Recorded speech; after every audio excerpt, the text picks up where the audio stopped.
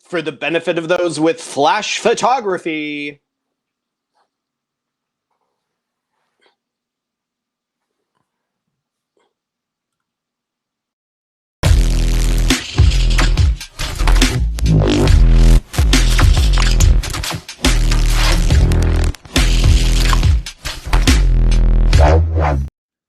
And welcome back to the Mod Squad. Layeth the squad down. I am Kevin. Joining me as always is Steve. Hey, what's going on, guys? How we doing? We got wrestling. Oh my goodness. We got wrestling. We got some wrestling going on today. Wrestling as my grandpappy used to call it. Yes. So let's start off with Raw, shall we? We're just gonna go right into it. We shall. So Raw opens up with Becky Lynch opening the show.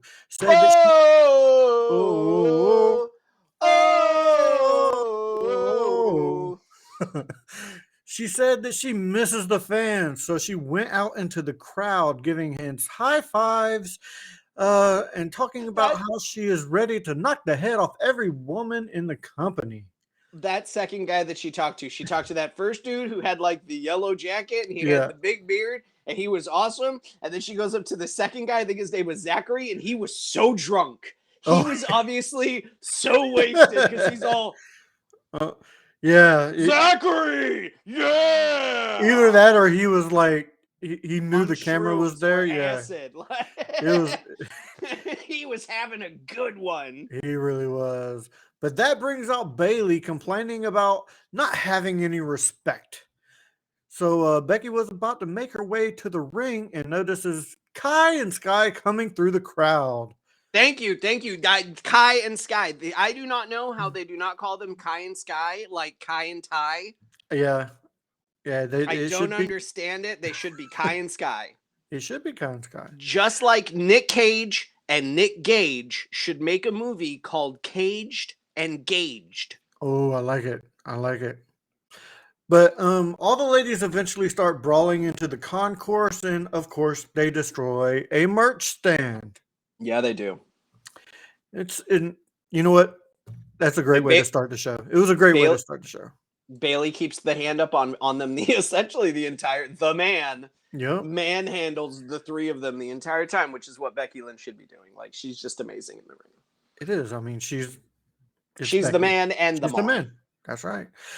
Next, we have Mia Yim versus Rhea Ripley with Dominic, and the match starts, and eventually the OC and the Judgment Day all come out to the ring, and it ends up being a OC versus Judgment Day match. So the Judgment Day wins. I'm so done with the Judgment Day at this point. See, I still really like the Judgment Day, and I thought this was a pretty good match, to tell you the truth. You can enjoy it. I'm just straight over the Judgment Day. I was over the Judgment Day the minute they kicked Edge out. I get it. Yeah. Like the way they did it. Like, there are so many better. I've said it before. I'll say it again. There are always better alternatives to how things are usually done. Just straight bringing Finn in after losing to him at a pay-per-view. There are so many other things that we could do, and I'm just kind of. It was too quick. It was too quick for that. But since then, I think that they've had a good run.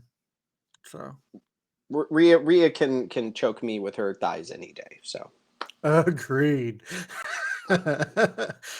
And my daughter agrees too, because that is her boo. Anyway, it's her poppy. Yeah. The Bloodline come out to celebrate their win at War Games.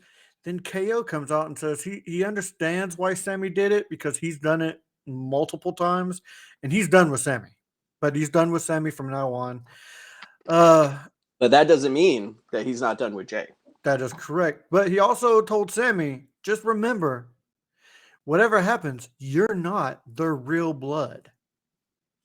And then Jay sticks up for Sammy and challenges Owens to a match later that night. So for the main event. It's the main event. It is the main event, yeah. It was actually a pretty good segment, setting up, still putting doubt with the Bloodline and Sammy, but I don't put the doubt between Sammy and the Bloodline. My doubt is literally with the man they call Solo. Yeah, I think so too. I think Solo's going to be the one that comes off, but they're setting it up for it to be Sammy. And there's big talks of Sammy and Owens versus the Usos at Mania, and I don't want to see that. I don't either. Keep Sammy with the Usos. Like, I don't want to he's more Usy than the Usos are Usy. Yeah, I don't want to see Kevin as a tag team. I want him solo. I don't want to see Sammy as a face. I mean, he kind of is right now, but yeah, you know what I mean. Sammy is over. He's more over than the Usos at this point.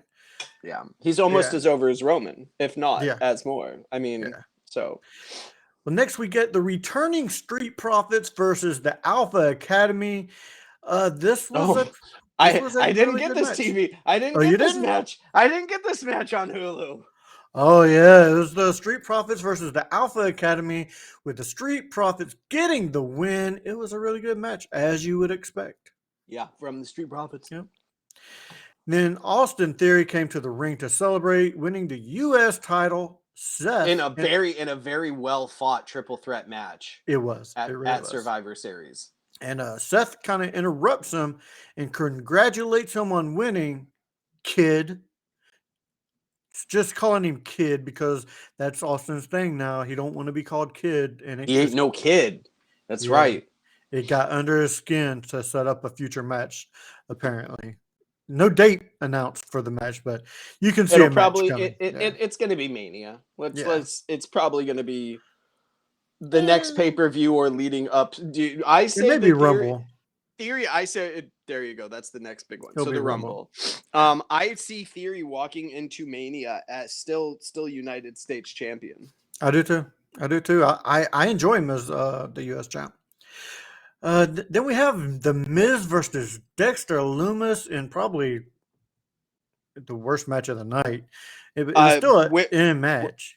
With the stipulation that if Dexter wins, he officially gets a WWE contract. Correct. And the money that he's owed by The Miz. So, of course, Lumis wins. And Pierce gives him the money. Yep. Dakota Kai versus Candice LeRae. Candice wins. Match. It was okay. I didn't get that match. It was okay. I either didn't get that match or I somehow skipped over it. I don't see me skipping over it though, as I really like both of those wrestlers. I mean, it was just an okay match, to tell you the truth. You didn't miss much. Next in the main event, we have KO versus Jey Uso. KO, a very good match. Yes, KO wins. Still not my match of the night. I'm giving that to Judgment Day versus OC. Of course you are. My match of the night will go to KO and Jey Uso. It's right there. It's 1A, 1B for me. So it was a really good match. So there you have it. That is Raw, ladies and gentlemen. What happened on Friday Night SmackDown, my man? Oh, that's a good segue, my brother. We have we just find the ways. We just find the easiest ways right into the next show. That was Raw. What happened on SmackDown? Yeah. Hey man, got to keep it moving, right? Sheamus and the Brawling Brutes hit the ring for the night's opening match between Sheamus and Sami Zayn, following a brief celebratory promo segment featuring the Bloodline, Sami Zayn, the Usos, and Solo Sikoa. Yeah. He's not a tree. Are you sure? Because he just stands there. He acts like a damn tree. Solo Sikoa. He stands there, does nothing like a tree. So yeah. Anyway, Zayn gets the win with shenanigans because Jey Uso helped him out. So it was oh man. So I love the turnaround on Jey from Survivor Series to now, that whole bit. Mm-hmm. I wasn't here for last week's show, so I wasn't able to say anything, but I saw this great tweet that someone put, hey, at Sami Zayn, I know you didn't see it, but on camera, Roman wasn't smiling when he hugged you. You may want to leave the building. That's a good tweet. Yeah, yeah. It made me chuckle. So, but no, I love everything with Jay. I love that Jay has done a complete turnaround Yeah. with the Usos and all of that with Sammy. I'm a big Sammy mark. So It's been one of the best storylines that WWE has done in years because it's not a quick turnaround to the next pay-per-view storyline. it's It's a a nice long drawn out story. Yes, they're exactly. giving us something Yeah, substance. yes. Next, we get a quick Bray Wyatt promo backstage, still claiming that he was not the one who attacked L.A. Knight. It Yeah, was so Uncle Howdy. It was Uncle Howdy. that's That's what I'm who thinking. attacked. I That's do. what I'm thinking. I'm not gonna lie. I was really excited when Bray Wyatt came back, and they are doing a hell of a lot of nothing with him. They're giving us a lot of him and nothing to go Nothing. with it. You're getting. He even came back. He's rambling. He's just rambling Yeah. about nothing, about incohesiveness, and then we get and then we get Barry Windham coming on TV as Uncle Howdy saying his riddled Mm-hmm. nonsense. At least when we had the Fiends, there was at least some Well, concept behind it, well, some consistency. when he first came back, it showed all the people in the crowd dressed as their characters and stuff that are wrestlers, but we haven't seen nor heard from them yet. They're drawing this out way too far. Let's bring those characters in because I know one of them is his brother. Um, Bo? Yes, Bo is back in the WWE, but he's yet to be on camera. So I'm hoping they show him soon. Bro, and what they need to do, if Bo is back, you need to bring back one other wrestler to bring back one of the greatest fucking tag teams of all times. Bring back Curtis Axel. Bring back the B team. Yeah, I love the B team, bro. Bring them back as a full certified tag team. but Bo hasn't been on TV yet, so I mean, No, I it's understand. I yeah. understand. Yeah. Anyway, moving on. Next we get Shayna Baszler versus Emma. Baszler gets the win by submission. Baszler continues to attack Emma. Shotzi hits the ring and gets beat up again, and Raquel shows up, and then Baszler sees the number games are against her, slides out the ring, saying, "It took 3 of y'all to get me out." Baszler looked like a badass, as she Well, should. as always, get out Yeah. of here. God damn. Yeah. Then we have Kofi versus Gunther. Gunther wins. It was a good match. Gunther. Walter wins. Zaring Janala Gunther. There we go. Gunther. All right. Then we have a damage control promo saying they will restore class to the blue brand since no one will step up. This brought out Liv Morgan, who defended herself well against the 3 until the numbers game became too much. Then music hits, and welcome back Tegan Knox to deliver the shiniest wizard to Bailey. Was she officially on the SmackDown brand at one point? Did they transfer her over from NXT? I have no idea. The crowd was dead for this. Of course, because no one knows who Tegan Knox is. Exactly. Don't get me wong. She had a great rivalry with Dakota Kai in NXT. But her knee keeps getting jacked up, so her TV time, even in NXT, was limited. Hopefully, she can do something. She's a great wrestler when she's 100% and is able to compete. But when you don't do a proper build-up, you get a dead reaction from the crowd. Well, I honestly think the crowd was dead most of the night on SmackDown, even though it was a really good show, I thought. So it just seemed like Buffalo was a dead crowd. So then we have the SmackDown World Cup Finals, Ricochet versus Santos Escobar. Ricochet gets the win in an absolutely fantastic match of the night. We also, at the end, get a stare down of Gunther and Ricochet to close the night out. I would have preferred Santos Escobar, Hijo del Fantasma, I believe. Or Hijo de whatever it's called, yeah, whatever. The son of the Phantasm in Mexico. He's a very, very very talented wrestler. I loved him on Lucha Underground. Mhm. I loved him. I do. The guy is just amazing all around. The fact that they brought him up from NXT to SmackDown As fast as they did, yeah. is great. I love it. I love that they brought him up. And I love him. I love his group. I wish they had brought the girl that they had in NXT with them and not given him Zelina Vega. yeah, It's not that I don't care for Zelina Vega. They could be doing else with Zelina Vega. they could. I think they're trying to do what Selena did with Andrade with that group. So it's I get it, but they could have brought the other girl up. Anyway, I thought this was a really good match. It was about almost a 30-minute match. So it was a good long match. Great athleticism. Like I said, it's probably for Raw and everything, it was probably my match of the week. So I'll give it that. So there you go. Excellent. Right. What happened on AEW, Steve? Oh, we got AEW. So on AEW, we opened the show on Wednesday Night Dynamite with a hell of a match. Dax Harwood versus Bryan Danielson.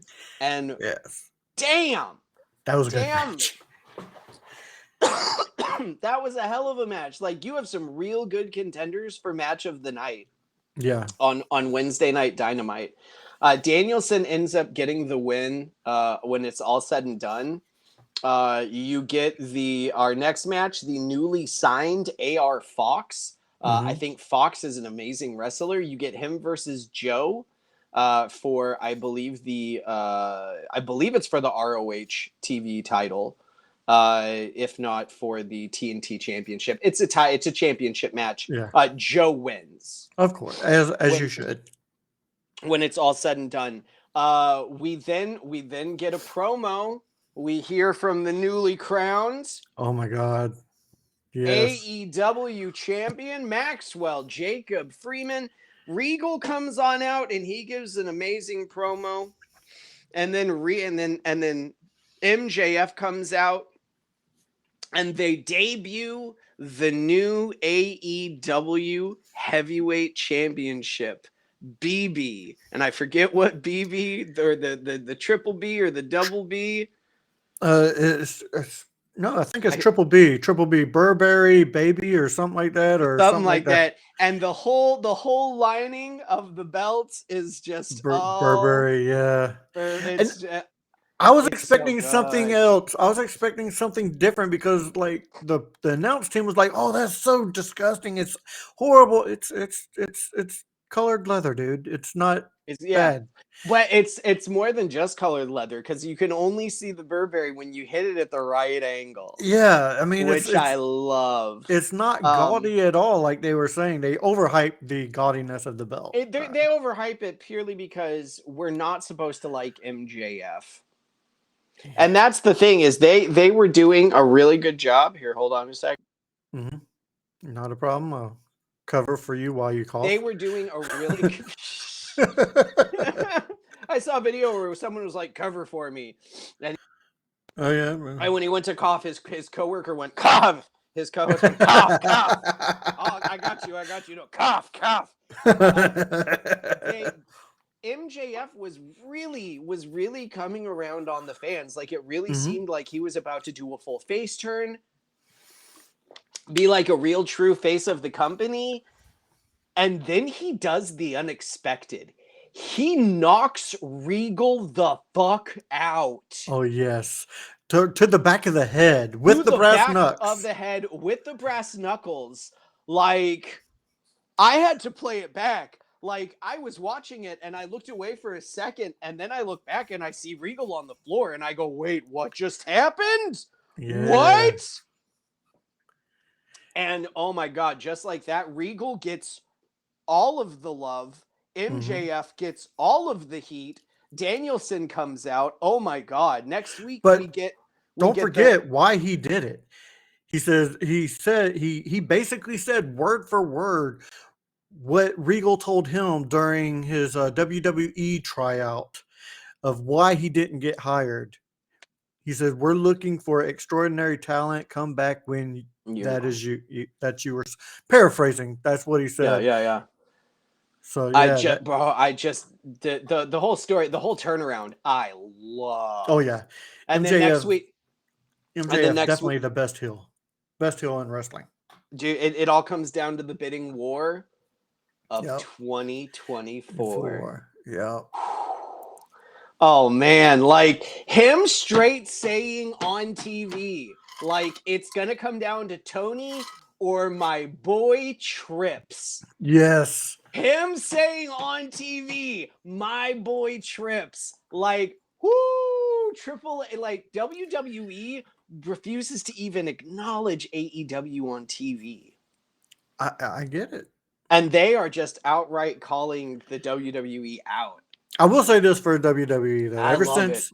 Ever since Vince left? Vince left, Triple H has been a little bit more lenient. Like there's been a couple references to Bullet Club, them actually saying the Bullet Club on WWE. So I'll give them a little bit of that. But And but with that you have, not to the extent of saying my boy Trips. my boy Trips. Oh my god. Yeah. And then we continue on with the show. Yeah. Ricky Starks faces Ari Daivari. Ricky Starks gets the win. The Revolution is televised. Dude, is it me or does he not remind you of a skinnier but almost as well charismatic Rock? See, when I look at Ricky Starks, I see almost a new ravishing Rick Rude. Okay, ravishing Rick Rude. Yeah, yes, him too. I get Rock Johnny vibes. Depp. Johnny Depp. That is who I see. Okay. Did you just say Johnny Depp? No, I did not say Johnny Depp. Okay, move. Oh, man, callback. I love Ricky Starks, man. This guy, I've loved him more since his face turn. He was doing a great job as a heel. We then get one of my favorite wrestlers of the night, of the time right now. The first one, not so much. It's the second. We get Anna Jay versus Willow Nightingale. Willow, God, her smile is infectious. She's one of the few people who have one of those infectious smiles, man. Dance it out, dude, homie. Dance it out. Her with the doctor bomb, bro. I love Willow Nightingale, like future ex-wife right there. I love it. Willow gets the win. Yep. In which we then get a returning destination. Ruby Soho. We get Ruby Soho making her big return. Her music hits. Yep. Tay Conti is just staring, and I'm like, come on, she's behind you. Yep. I will say this. Her nose job looks much better. It does. But she got smashed in the face and her nose got broken. So you're going to have some work done. Yes. With that, we get a Jade Cargill promo. That was kind of blah. It was kind of blah. Yeah. And I will say this for Jade Cargill. Anytime she comes out, she demands attention in the room. She does. And she deserves it. Yeah. I thought it was super funny. So before I get into the main event of Rampage, I don't know if you said why I was not here last week. I was not here last week because I was in North Carolina. I said you were on assignment. Attending WrestleCade. It was so much fun. I got to meet Impact champion Josh Alexander. I got to meet Scott D'Amore. I got Tommy Dreamer, Rhino, and John Bradshaw Layfield to sign my ECW One Night Stand box. Oh, nice. And then I got Ron Simmons to sign my Survivor Series box. Damn. And with that, I actually got... Oh, you didn't even get it. Okay, you didn't get it. Damn. No, I got it. Damn. So this is my ECW One Night Stands. Dude, that's awesome. That's Tommy Dreamer. and then that's Rhino. On Nice. here you have, I believe this is Sabu, Sandman, Bill Alfonso, and Super Crazy. Oh, that's awesome, dude. On the back you have JBL, you Yep. have CW Anderson, and you have the Pitbull Gary Wolf. Dude, that's an awesome thing And this right is there. that's my and then I have my Survivor series from 2001, in which all I've had on there right now on the front is Kane. I met him years ago. On the back, it's going to be not so clear, but that big scribble, that's Al Snow. What does everybody want? What does everybody need? And then on the inside, I have Earl Hebner, Ron Simmons, and Perry Saturn. Oh, Perry Saturn. Yeah. Very cool. Yeah, so these are the big DVDs. These are the only 2 DVDs that I bring with me whenever I go to shows. I bring these 2 because I want people to sign them because it's mine. Big Show was there, Angle was there, RVD was there. But they Big Show wanted $80 for an autograph. Oof. And for me, Oof. yeah, no, I'm not gonna lie. I did not pay for Dreamer. I did not pay for Rhino. I was lucky enough to catch up with them while they were just kind of on the floor, and I was a vendor, and I had my slip in my pen. I paid for both Simmons and I paid for Bradshaw. I don't mind because see, I would love an APA picture of those 2 signed. That would be cool. Cost you for the 2 of them. It'll cost you the same amount as Big Show. Are Bradshaw and JBL are $40 a piece, but it's worth it for me. I'd pay that. I paid it. Yeah. I paid it. It was worth it. Anyway, moving on.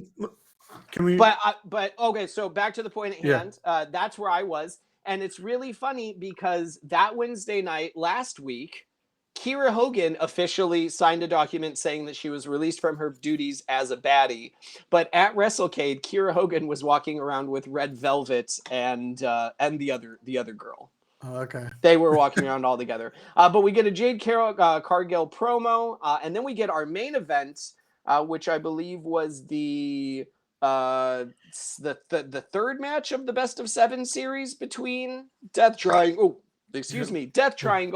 and the Elite, in which we finally get a win from the Elite. So it is now 2-1 in the best of 7 series.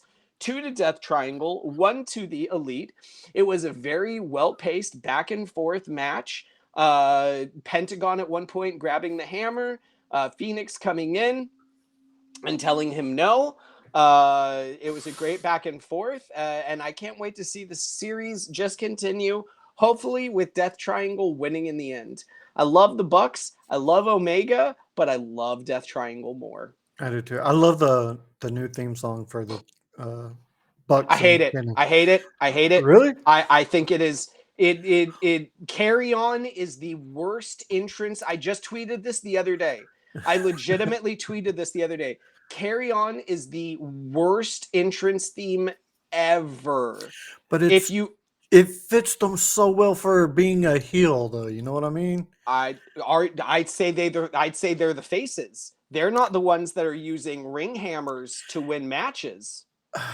I'd say for sure that those they're the heels. I'd say that for sure they are faces. In this situation, Death Triangle is they're called Death Triangle. They are for sure the heels. I'd say the Bucks are the faces. If I was gonna go for a song for them coming back, yeah. Thin Lizzy, the boys are back in town. Okay. Tell me the crowd wouldn't fucking go nuts. If you really want, though, so the reason they're apparently doing Carry On My Wayward Son, don't quote me on this, is the Bucks say that this is one of the songs that they originally used as their entrance theme on the Indies.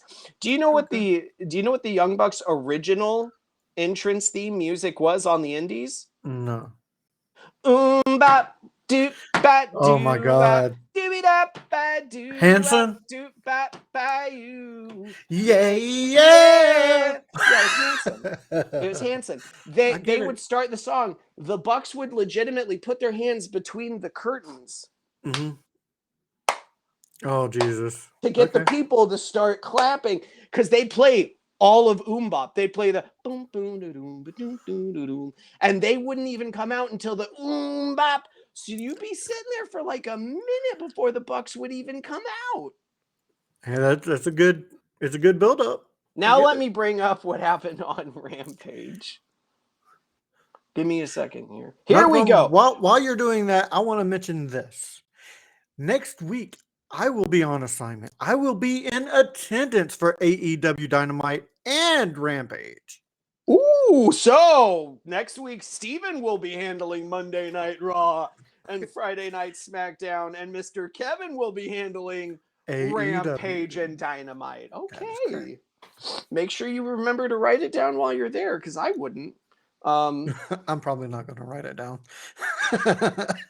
So on Friday night Rampage, we start the show with what I thought was a great tag team match. Oh, so for me, Dax Hardwood, Brian Danielson match of the night. As much as I love I'll Death agree with that. Triangle, as much as I love Death Triangle Elite, like that opening match, Yeah, like I'll first agree with time that ever. because you expect it from that trios match. This being a Dax Harwood, who's usually a tag team, a great match. Yeah. It's amazing. Like both of them as singles performers are amazing. Yeah. So we get Private Party versus Lethal and Jarrett on the Okay. opening for this episode. Um, Who wins? Lethal gets the pin. I realized that what's his name also wrestled Darby Allin. Darby Allin faced that was not the opening match. The opening match was Okay. Darby Allin versus Cole Carter. Oh, okay. That was the opening match. I forgot to scroll down. And I think it's really funny because I've mentioned before my views on Darby Allin and his views of the world, and Yep. he was wearing nylons and looked like a 5-cent hooker. Okay. I'm not gonna comment. We'll just move on He from was there. wearing nylons. It was hilarious. We'll move He on. won though. He hit the coffin dive off the top on Cole Carter. I thought it was dumb, man. Cole Carter was dominating like this whole match. I think Darby Allin is overhyped, and I think he should take 2 weeks off and then retire. We then get an Acclaimed promo with them coming out saying that they want to face the best, in which the Gun Club comes out. Before you get started, scissor me, Steve Scissor Daddy. me! Ah.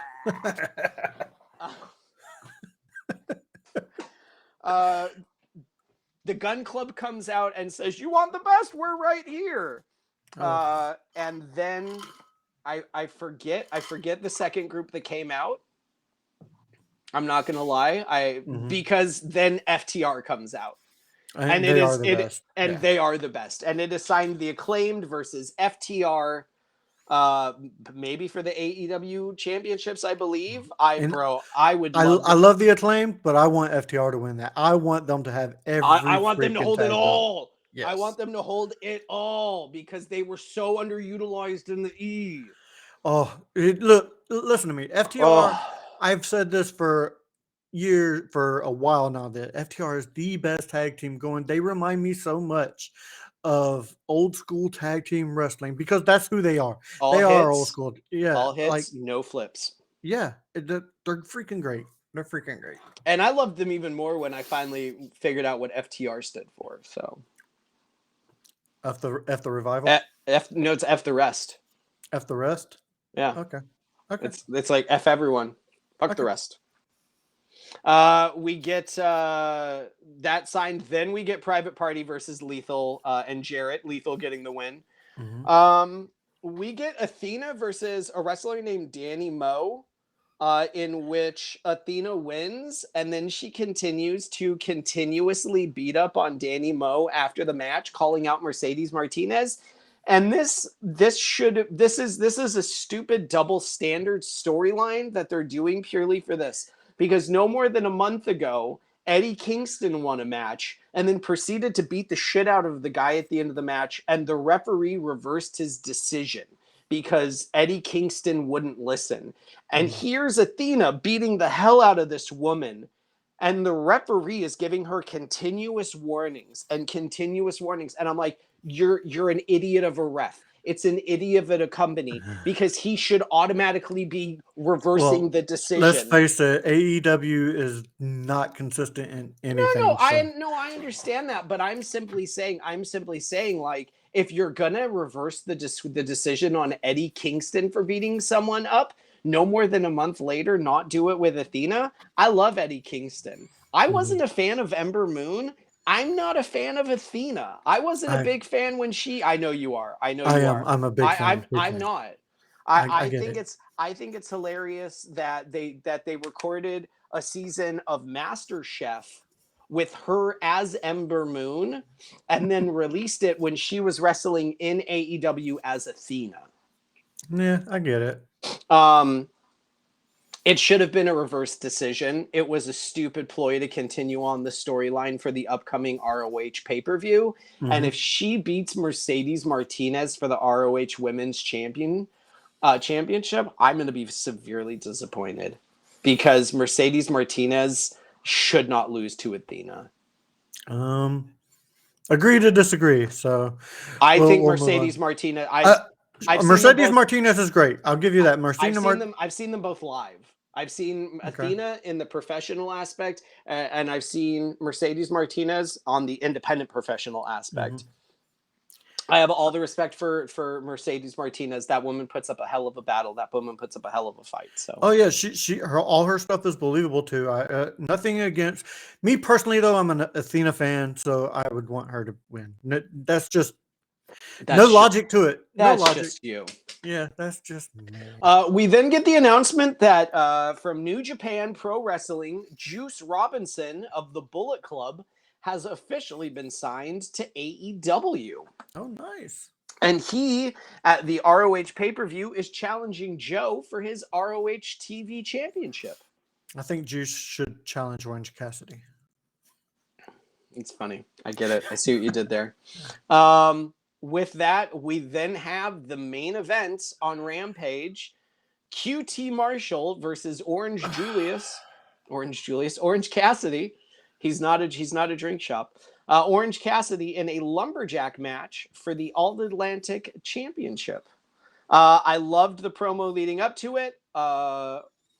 Trent Beretta, Chuck Taylor, and Danhausen were all dressed like lumberjacks, and they all had axes and hatchets, which I thought was just absolutely enjoyable.